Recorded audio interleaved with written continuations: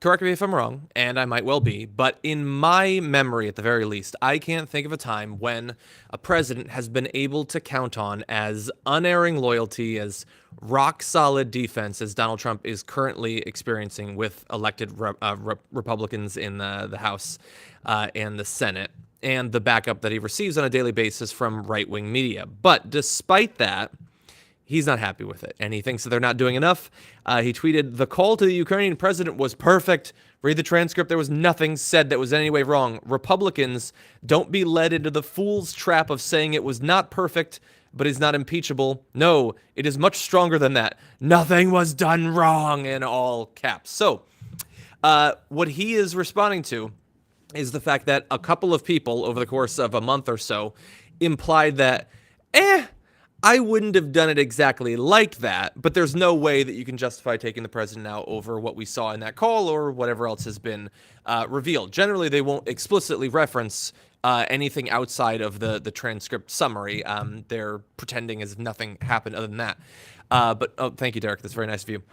But even that little bit of acknowledgement that even in terms of style or in terms of optics, someone else would do it a little bit differently, that is going too far for Donald Trump. And what I find to be amazing about this is that I got, again, as I always do in the mornings, I've got like a million different things, just examples. This doesn't make any sense. And I don't want to go through all of them on the show, in detail. We just don't have time for it. But just to give you an idea of, he is whining about the support that he's getting at the same time that yesterday, Kevin McCarthy, literally the leader of the Republicans in the House, was on Maria Bartiromo's show.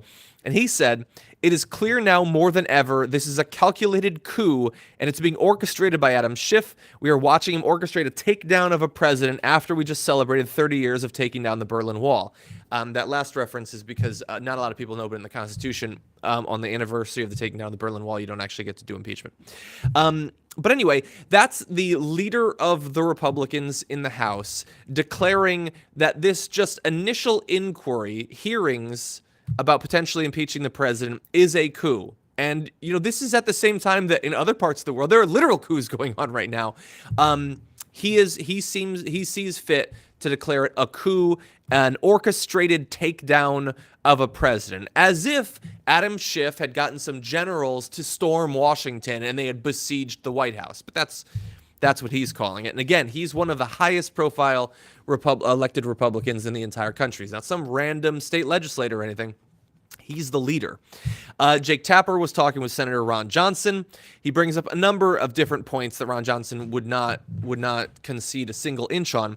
But in particular, he talked about the fact that there's all this evidence that Mick Mulvaney himself was involved in trying to lay out the bounds of this quid pro quo. And Mulvaney didn't have a problem with that.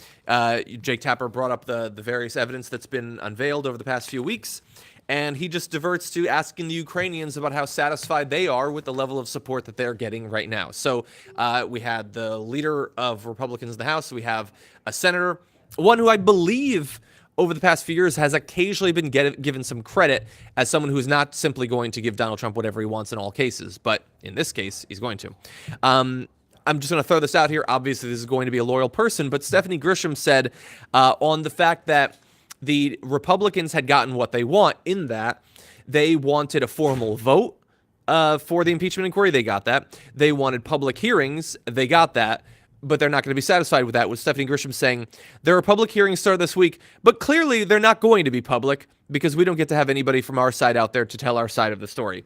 So that isn't what public means. That has nothing to do with it. And more importantly, of course, they're going to have people. They're going to have dozens of Republicans who are involved in this. Likely that they're probably gonna have some of their own witnesses as well. So this is just, again, continually shifting the goalposts. No matter how much the Democrats do to give Republicans what they're explicitly calling for, they will be given no credit, and the excuses will just shift 1 inch to the side. Let's see, and two other important cases. So one was Rand Paul. We talked about him on the main show, I believe something like 2 weeks ago. He had been kind of opposed to Donald Trump early on, like back during the primary. And initially, it seemed like he might be sort of a figure who throws up a little bit of resistance, but not so much, because Rand Paul was asked about the fact that the president appears to be, using this aid for his own personal gain. And Rand Paul, it's like sort of a super both sides thing. He said, other than Rand Paul, everyone in U.S. government is trying to manipulate the Ukrainians, which is a bold claim and kind of irrelevant.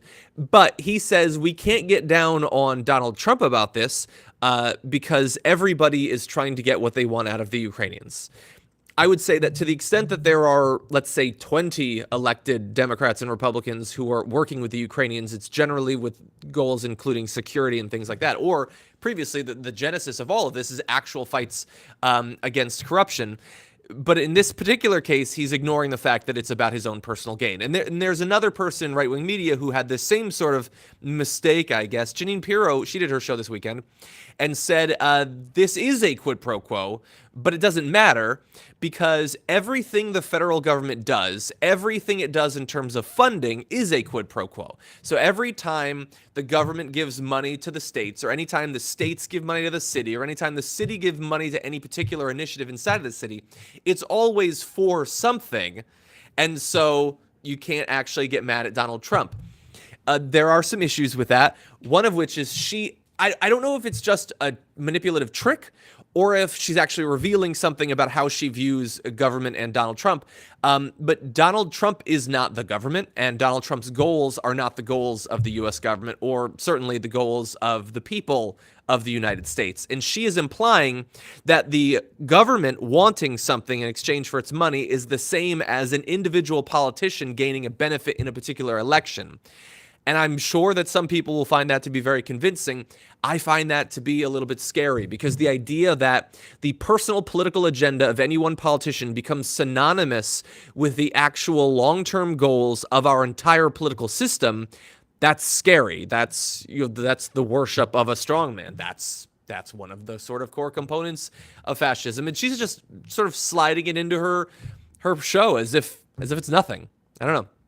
So on the political side and on the media side, I don't know what more he could possibly want. I know that he's a little bit frustrated when they say things like, he's too dumb to quid pro quo, or I forget who the representative is, but there was a Republican over the weekend who said, you can't say that he committed a crime in private because he does it all the time in public, which was meant to be a defense.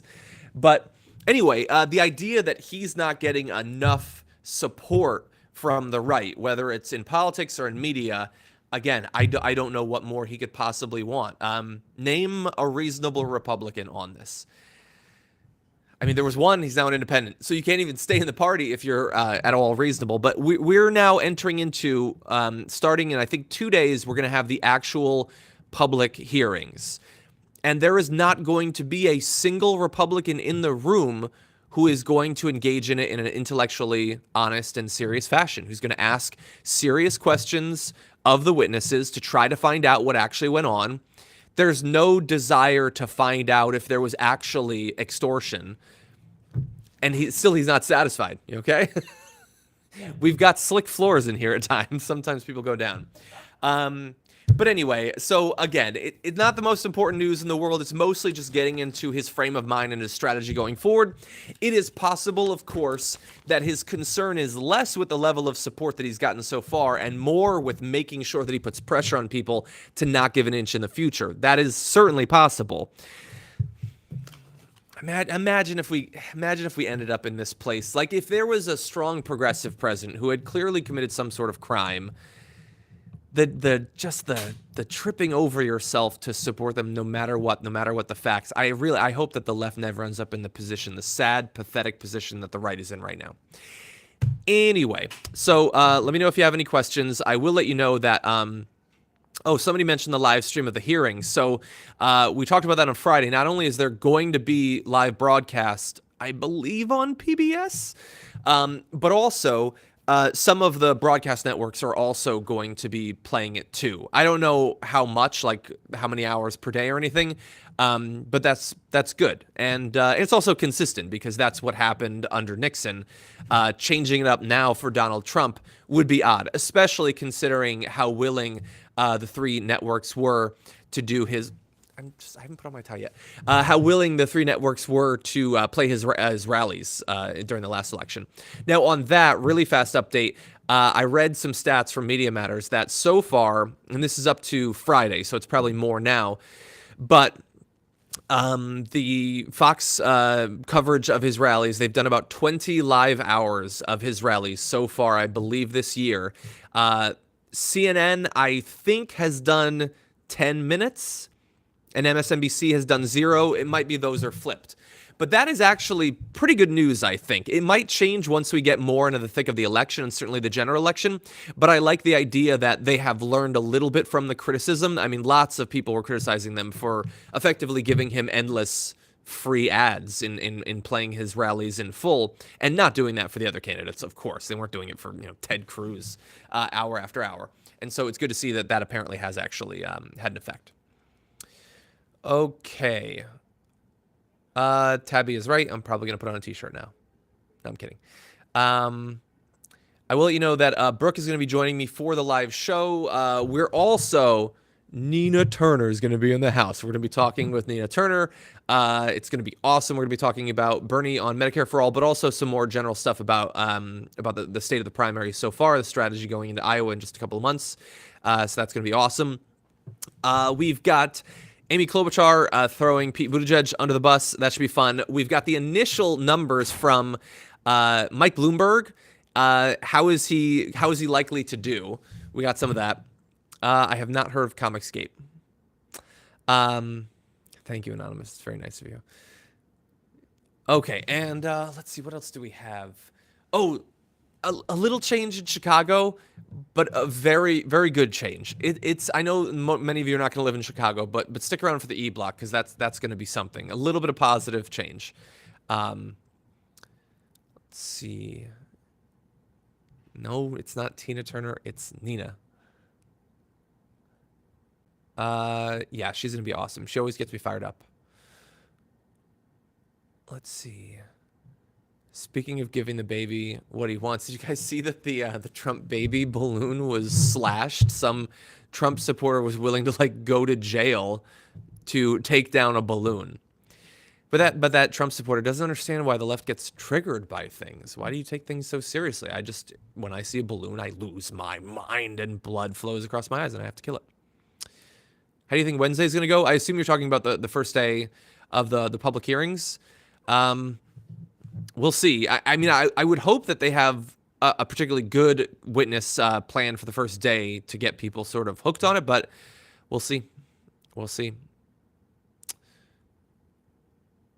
Why hasn't Barr been mentioned more? I've been saying that since the beginning. It is very frustrating. Do you think Turner is a possible for VP? I definitely think that she's a possible. I don't know how likely. I mean, there are a number of good potential candidates, but I have to imagine she's got to be up there, right? Trump supporters are baby balloon killers. Exactly. Think about the balloons.